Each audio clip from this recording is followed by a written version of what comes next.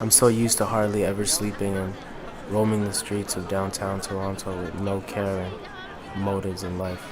By now, The Weeknd is an artist who needs little introduction, but roll back the clock about a decade or so, and he was a Toronto street kid with a love for drugs who thought that his best shot at making it was writing for other artists. He told Rolling Stone, "At the time, I thought I'd be a punk star, grow my hair out, acne on my face, super effing skinny. I was looking at artists like Iggy Pop and the Ramones, or Afro-punk. But you evolve and realize your potential, and then it's like, F yeah, let's go." Today, he's sitting on 81 awards, including AMAs, Billboards, Grammys, and 2 Guinness World Records. Now, there's always been a near mythical vibe surrounding The Weeknd. Now, his own insecurities and shyness, well, this resulted in him being reserved to give interviews during his initial come-up.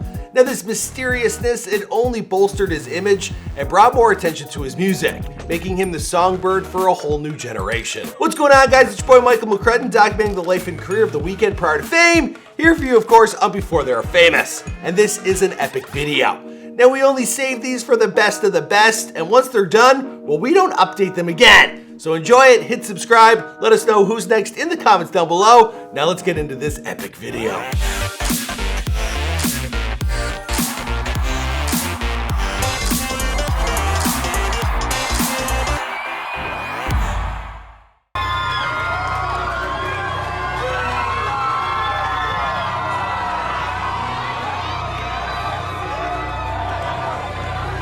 Abel Makkonen Tesfaye was born on February 16, 1990 in Toronto, Ontario, Canada. His parents, Makkonen and Samra, they came to Canada in the 80s from Ethiopia.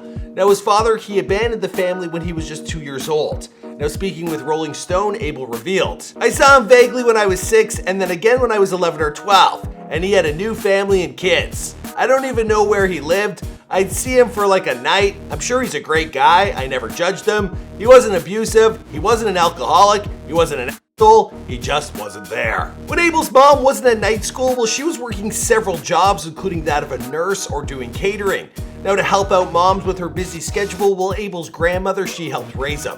Now, his grandma, she lived through the Ethiopian so-called Red Terror. This was after Emperor Haile Selassie's death, during which tens of thousands of civilians, they were killed by a military junta. Through his grandmother, a young Abel's first spoken language was Amharic. Now, he was a lonely kid who dreamt of having a brother. He attended an Ethiopian Orthodox church, and that was where he was first introduced to music. The next icon that would influence him greatly was none other than Michael Jackson.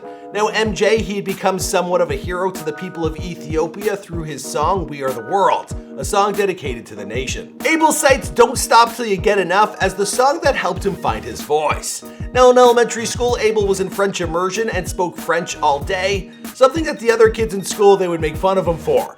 Now, growing up in Scarborough, he attended Samuel Hearn Middle School, and he started loving the sweet R&B sounds of the 90s. He was listening to Aaliyah, Missy Elliott, Neptunes, Timberland, and Genuine.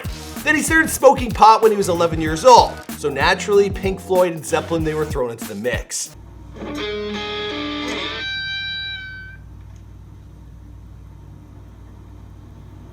No stairway. Denied. He also watched a ton of television and old films, and having no male role model, well, he stated that he was raised by the television screen. Later, he attended Birchmount Park Collegiate Institute and slowly but surely began using harder and harder drugs. Now, when he was 16 years old, he was at a college toga party and he lost his virginity in a drunken sloppy encounter. Now, he remembers it being a horrible experience, but has since made up for it with plenty of sexier encounters in the sheets. If you listen to his lyrics, you know he's got some experience.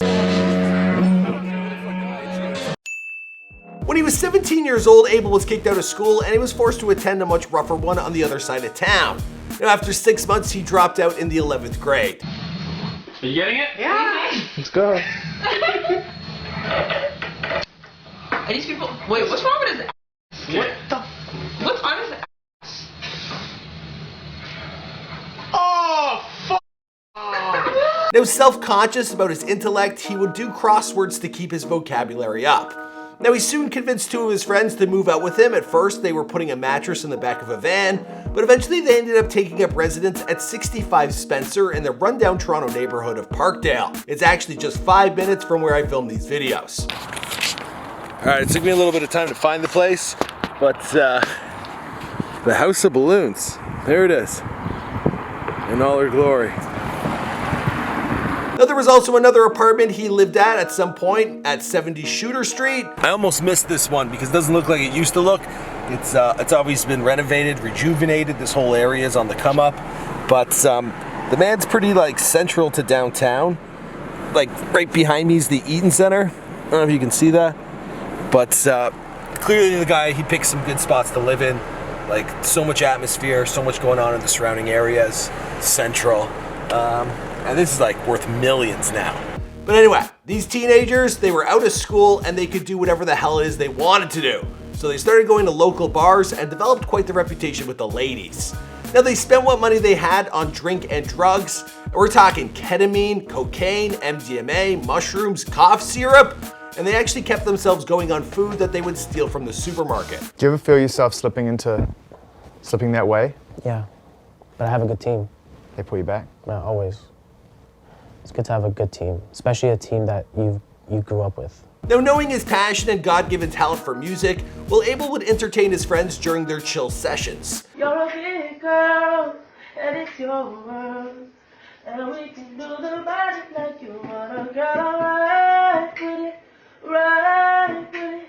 I know you wanna lie with it. Now, eventually this led to him developing a hip-hop duo known as Bullies and Nerds, and he had the rap name Kincaid. Yeah, who knew that? Now, when that didn't take off, he started to write songs for a production company known as Noise, keeping in mind artists like Justin Timberlake and Drake. Now, he soon formed EXO with his roommates and adopted the moniker of The Weeknd. To avoid copyright issues with an existing band, well, he dropped the final E. I always told myself if I could be successful coming from where I came from, then I could do anything. Abel, he then met with producer Jeremy Rose and he pitched him a dark self-titled R&B album. Now Rose, he supplied the brooding instrumentals with Abel's soaring vocals and pumped out 3 tracks in one sitting. In December of 2010, he uploaded The Morning, Loft Music, and What You Need, and he started messaging all his friends via text and Facebook to take a look. Now all them friends that he had made in Toronto via the party and music scene, well, they tuned in and the views started to climb to the hundreds and then to the thousands. Now his tracks, they reached the ears of Drake's manager, who posted on Drizzy's blog, and from there his voice was heard the world over. Now The Weeknd, he released his House of Balloons mixtape a few months later, again for a free download on his website. But the cover art, it didn't show his face. Now he told Rolling Stone, "I was everything an R&B singer wasn't. I wasn't in shape, I wasn't a pretty boy, I was awkward as F. I didn't like the way I looked in pictures. When I saw myself on a digital camera, I was like, eesh." Now Abel wasn't sure he packed any star appeal. Instead, he used artful nudes of some young hotties instead for him to sell his music. Now his mixtape, it gained critical praise, and even though people had no idea if The Weeknd was a person or a group, well, people were eating up what he was singing. Now Abel, he was dodging interviews left and right. Then in July of 2011, he decided to lift the veil and go on tour. Taking some inspiration from Jean-Michel Basquiat, Abel, he wanted to become an icon and he began to grow his hair. He actually just let it grow into whatever shape it desired. Now he also began taking some dance lessons to better his skills as a performer. He started collaborating with Drake, and at the time he still didn't have much money in his pocket. This is when the album Take Care was being produced, and Abel, he was there on 4 or 5 tracks. Off the record, he actually stated that he gave up half his album to Take Care, but it was bittersweet. I mean, he got paid, but he gave up a lot of his creativity. Drake was under the understanding once The Weeknd started picking up some steam that The Weeknd was going to sign to OVO. Apparently, because OVO was about to be under Cash Money, he felt that, The Weeknd didn't want to be signed to one nigga that signed to another nigga that signed to another nigga and another nigga, then Universal, okay? So basically, Drake brought OVO to Warner Brothers Entertainment, okay? Which is a completely different company than Cash Money. Now, supposedly, that was supposed to appease The Weeknd and get him signed. Instead, The Weeknd did not sign with Drake. And remember, Drake is the one that brought him around and kind of gave him the exposure on the album. The Weeknd actually signed to somewhere else. Because of that, they kind of fell out, okay? He released his second and third mixtape that year as well, again available for free download via his website. Thursday and Echoes of Silence, well, they completed what would be known as the Balloons trilogy. Now afterwards, major labels, they came knocking. He signed with Republic Records. He started playing massive concerts and music festivals. He started dating supermodels, and he bumped his net worth up to a total of $92 million. Damn, that's more than money than Toronto's ever seen. Well, I guess Drake. Drake's house is like 92. Anyway, great for him. But the only thing I rely on is good music.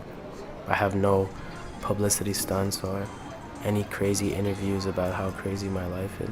The world didn't have a face to put to the music until recently. And that's how I want to be remembered. That's the story. I think we're gonna wrap this one up here and put it in the can, throw it in the vault. The Weeknd, you have gotten an epic Before They Were Famous. We hope you like it. Alright guys, we're wrapping up this video. Let us know who you think deserves another epic video or who else you want us to feature here on this channel. Last night I actually watched The Irishman, Robert De Niro, Joe Pesci, Al Pacino. I'm thinking those guys are pretty epic themselves. But anyway, that's another story. Alright guys, let's see you in another video. Boom!